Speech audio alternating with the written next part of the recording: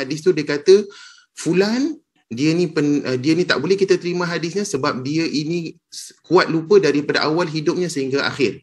Ada satu lagi ulama mengatakan, oh tak, dia ni dipercayai. Dia ni boleh kita terima sebab dia ni dipercayai. Okey, jadi maka manakah yang kita ambil? Adakah ulama yang al-jarah ataupun ulama yang ta'dil? Ulama hadis yang mengkritik dia kan, ataupun ulama hadis yang menilai dia ataupun memuji dia. Ini kalau ada penilaian yang bertentangan. Satu ustaz kata dia okey, satu ustaz kata dia tak okey. Kemudian dia mufassar. Mufassar maksudnya datangkan sebab. Datangkan sebab. Kenapa? Dia ni kuat lupa. Dia ni dipercayai. Dia ni ingatan dia okey-okey. Ataupun dia pendusta. Ramai yang dah jawab, anda bacakan. Oh, rata-rata sebut A. Ada sebut B. Ada sebut B. Ada ramainya, majoritinya sebut A lah. Ada sebut B. Jadi macam mana? Okey, A, tapi kenapa? Kenapa A? Ingat lagi tak sebab dia? Kenapa kita ambil ulama yang ada mengkritik dia dengan sebab? Logiknya adalah dia lebih mengenali kan.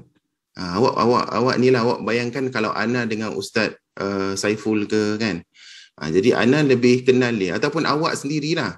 Kalau awak kenal kawan awak tu lebih, Ana ni dengan kawan awak tu mungkin tak rapat, tapi awak rapat dengan dia. Awak kenal lebih kurang dia tu, kekurangan dia tu awak lebih kenal. Ana tak kenal. Ana nampak dia okey je luaran. Tapi bila awak pernah pergi travel dengan dia, awak pernah pergi duduk-duduk dengan dia, kalau bila dia berbual suka bohong. Tapi kita yang orang-orang luar nampak dia okey saja. Jadi bila Ana nilai dia okey, sedangkan Ana tak ada ilmu lebih. Orang yang mengkritik selalunya ada ilmu lebih tentang orang yang dikritik itulah.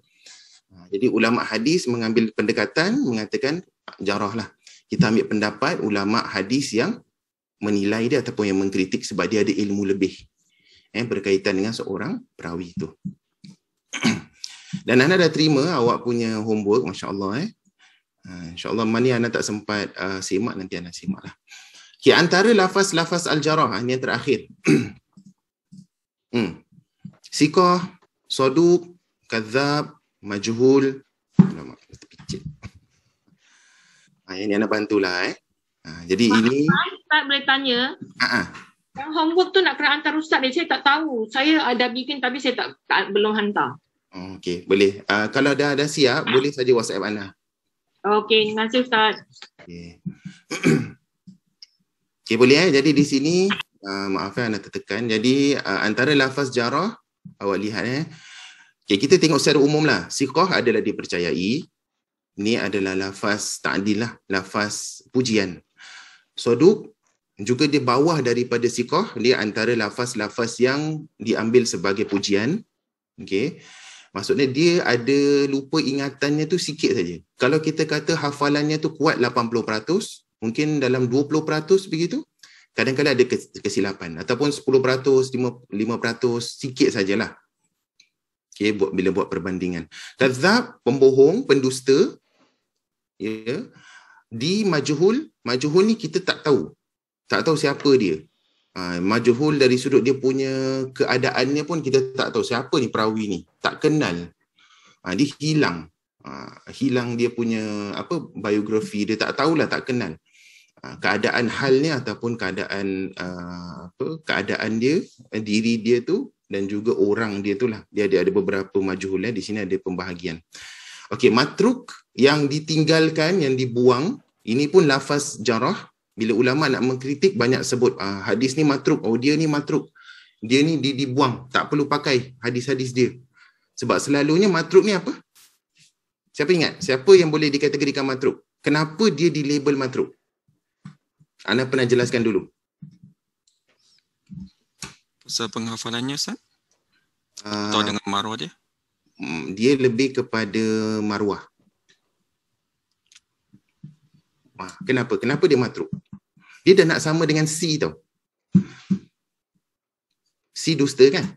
Kalau C dusta ni lebih kepada dia bohong ke atas Nabi, ke atas hadis-hadis Nabi Muhammad SAW berdusta dengan sengaja.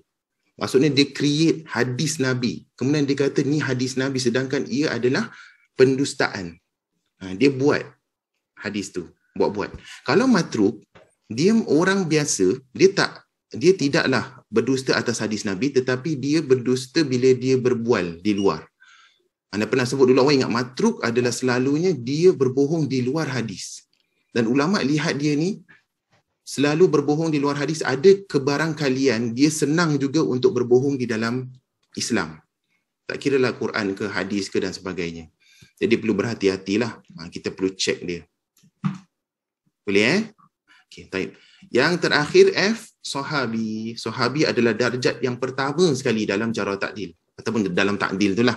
Siapa yang dapat kategori sahabat, namanya Khidir. Dia adalah sahabi. Dah tak perlu kaji tentang dia lah.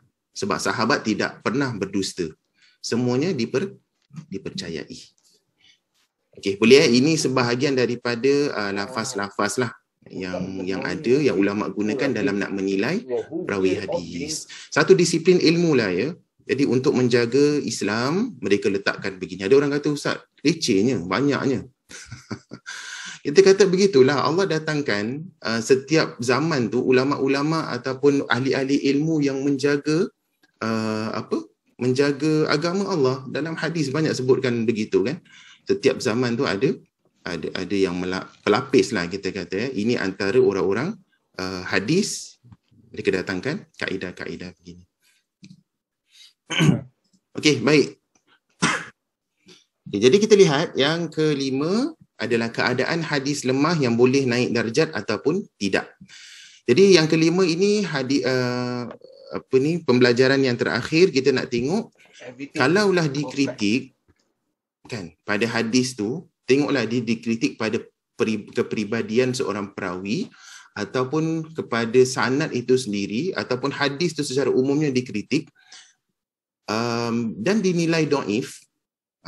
Dhaif yang bagaimana yang boleh kita naikkan darjatnya dan boleh terima hadis tu, dan jenis dhaif yang mana yang kita tak boleh naikkan. Maksudnya dia dah on case lah, maksudnya dah tak boleh kita terima. Maksudnya bila jumpa hadis tu buang saja. Jangan narrate pun kalau boleh. Dan jangan gunakan dalam hadis ataupun dalam Islam. Jadi ada beberapa keadaan lah. Ada hadis yang boleh naik, ada hadis yang tidak boleh naik tarafnya, statusnya. Sebelum ni pernah belajar tak yang nombor 5 ni? Dalam kelas-kelas hadis sebelum ni? Angguk kalau pernah, giling kalau tak pernah. Senang kan begitu? Giling, nama yang giling. Okey, baik. Ada yang dah pernah baca lah ya. Okey, boleh. Jadi kita terus masuk. Kalau anda nak sebut satu-satu ni, Masya Allah lah ya. Okey, ini semua istilah-istilah hadis. Ustaz pagi-pagi dah buat istilah hadis. Okey. Hadis lemah yang boleh naik. Jadi anda letak warna hijau ke peringkat hasan li ghairihi. Okey, sebelum kita masuk ni, anda takut ada yang tak pernah belajar tentang hadis dibahagikan kepada beberapa darjat. Pernah dengar istilah hasan li ghairihi sebelum ni? Okey, pernah? Semua pernah Antara ingat ke tak ingat lah tu. Kan? Okey, baik. Sebentar anda boleh next juga tak? Okey, inilah martabat hadis. Okey, martabat hadis secara umumnya begini. Ini untuk ulang kajilah Okey, jadi kita ada sahih li zatihi. Ini tahap peringkat yang pertama sekali dalam ilmu hadis. Yang mana sahihnya, otentiknya tu, sebab dia ada 5 syarat tu, dia cukup semua. 5 syarat tu anda tak perlu ulang lah ya, kita dah ulang banyak kali. Jadi kalau ada 5 syarat tu, sanad tak terputus, perawi itu perawi yang adil, perawi yang dhabit, kan, ingatan dia kuat, penulisan dia kuat, dia pun kepribadiannya bagus. Kemudian dia tidak syaz, dia tidak ganjil, pelik, dan dia tidak ada kecacatan luar ataupun dalaman hadisnya itulah. Okey, maka bila dah ada 5 syarat, dia dikategorikan secara zat hadis tu dia sahih. Secara zat hadis tu dia diterima. Kenapa secara zatnya dia sahih? Sebab dia mencukupi 5 syarat ni. Dia ada satu lagi, kita terus jam ketiga tau, jangan tengok kedua dulu, jam ketiga dulu, iaitu hasan li zatihi. Dia hasan secara zatnya sebab semua 5 syarat tu dia ada untuk menjadikan dia sahih li zatihi, tetapi dia tak ada satu syarat tu, dia kurang. Berkaitan dengan perawi yang ingatan dia kuat, dia kurang sikit. Dia macam nak katakan, dia tak kurang daripada 50% lah kesalahan dia tu dalam penghafalan dia. Mungkin 20%, 10% begitu. Okay, boleh kita check. Jadi dia termasuk dalam sahih li zatihi. Dan sahih li zatihi ni selalunya kita kategorikan perawi tu dia soduk. Soduk ni sepatutnya jujur lah. Tapi soduk dalam istilah hadis adalah dia ingatan dia kurang sikit. Yang membuatkan hadisnya tu hasan li zatihi. Boleh secara zatnya dia hasan. Dia bawah sikit. Tetapi li ghairihi ini selalunya bila ada penguat. Kan? Sahih li ghairihi ataupun hasan li ghairihi ni bila ada penguat. Betul setakat ni betul kan Ana sebut? Ni dengan Ana terangkan, Ana nak test jugalah. Okay, jadi asalnya dhaif yang ringan naik menjadi hasan li ghairihi. Jadi kita katakan ta'rif hasan li ghairihi adalah apa? Dia dhaif sebenarnya. Dia hadis-hadis dhaif. Hadis dhaif yang ada kekuatan, tengoklah kalau dia dikuatkan dengan hadis-hadis lain. Kemudian dia naik jadi nombor 4. Jadi li ghairihi awak ingat kerana yang lain.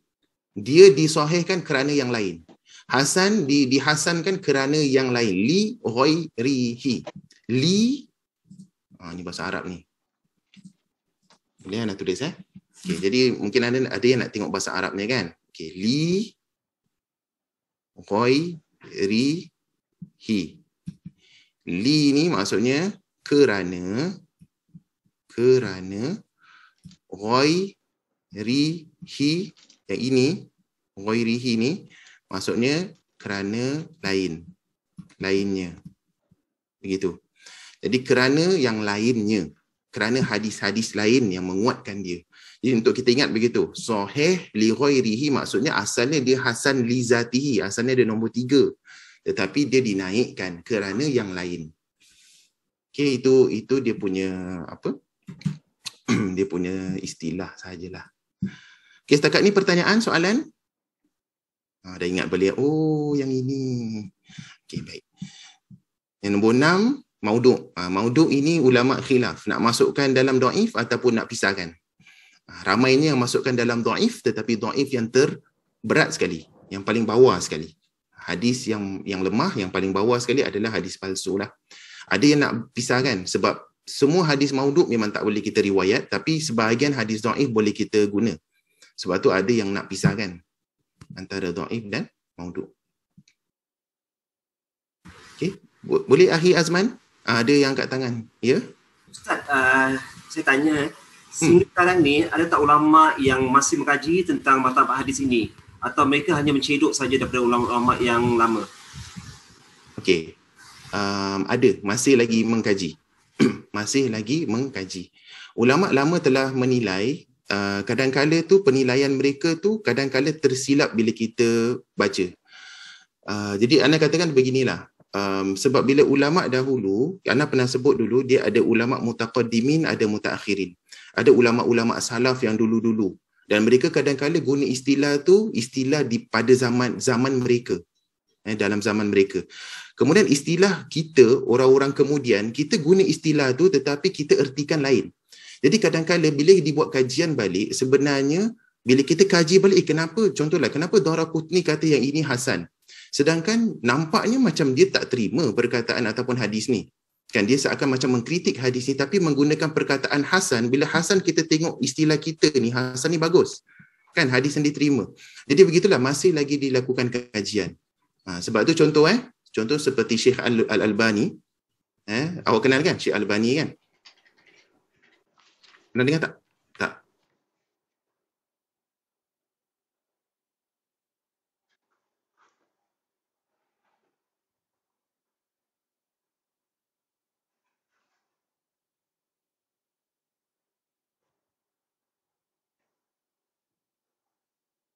Are you in?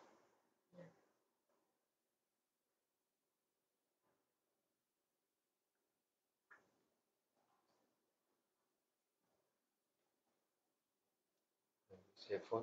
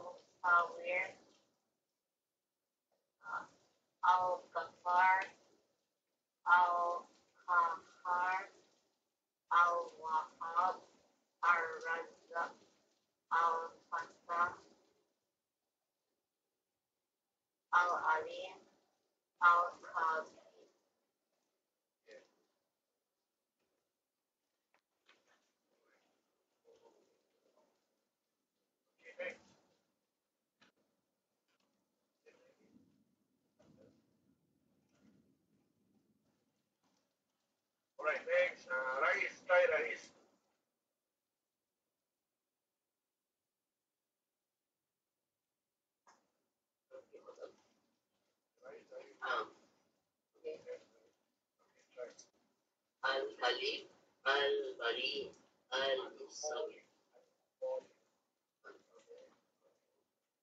Al-Bari, Al-Musawi, Al-Ghaffar, Throw my Al-Qahhar, laptop at your face. Sit Al-Wahhab. properly. You have no respect for the teacher. I'll concentrate on my lesson also cannot.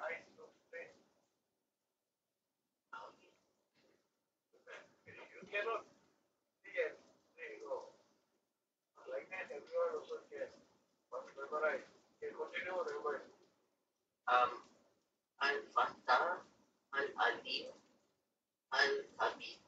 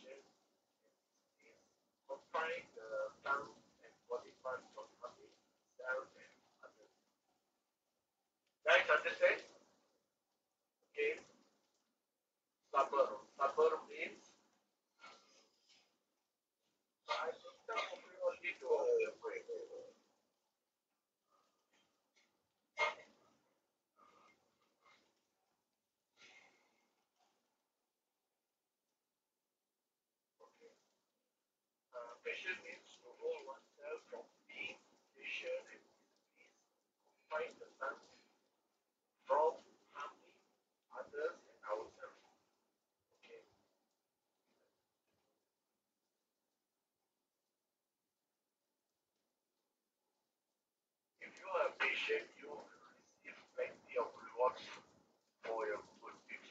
Allah subhanahu wa ta'ala said in the Quran, قُلْ يَا عِبَادِ الَّذِينَ آمَنُوا اتَّقُوا رَبَّكُمْ لِلَّذِينَ أَحْسَنُوا فِي هَذِهِ الدُّنْيَا حَسَنَةٌ وَأَرْضُ اللَّهِ وَاسِعَةٌ إِنَّمَا يُوَفَّى الصَّابِرُونَ أَجْرَهُم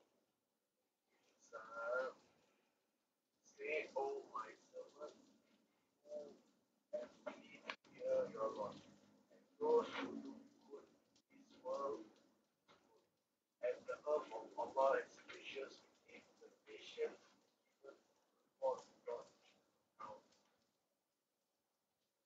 So understand, guys? So if you are being patient in the sense that when you lost something, when you didn't get good result, they are important. So when people make you angry, so you should try your best to preserve patience.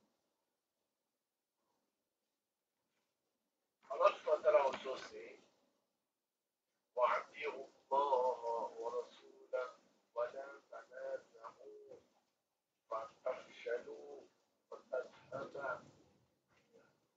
رِيحُكُمْ وَاصْبِرُوا إِنَّ اللَّهَ مَعَ الصَّابِرِينَ.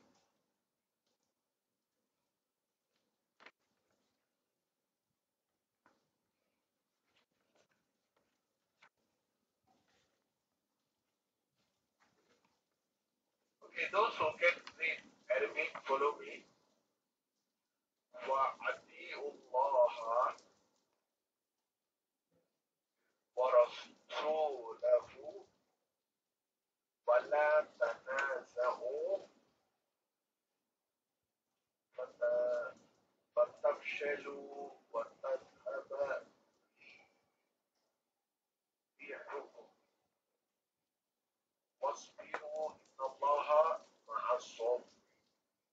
Let's look at the meaning and obey Allah and His Messenger and do not dispute and lose courage and be patient. Surely Allah is with those who are patient. Surah An-Nafal 46. So guys, when you are patient, Allah subhanahu wa ta'ala is with you. Understand? So when you get angry, when you start to scold and everything, the angel will go away from you. Allah subhanahu wa ta'ala is not with you. So when you are patient, Allah subhanahu wa ta'ala is with you.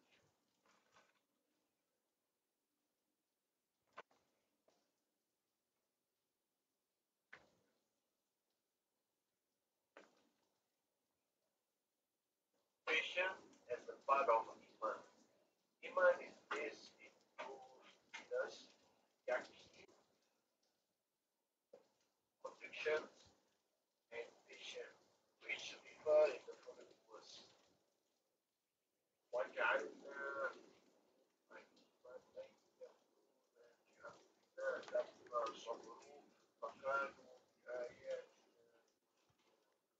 And we have appointed from among them leaders, guidance and command, as long as they preserve patience and continue to have faith in our sight. Surah Sajdah, chapter 32, verse 2. Yes.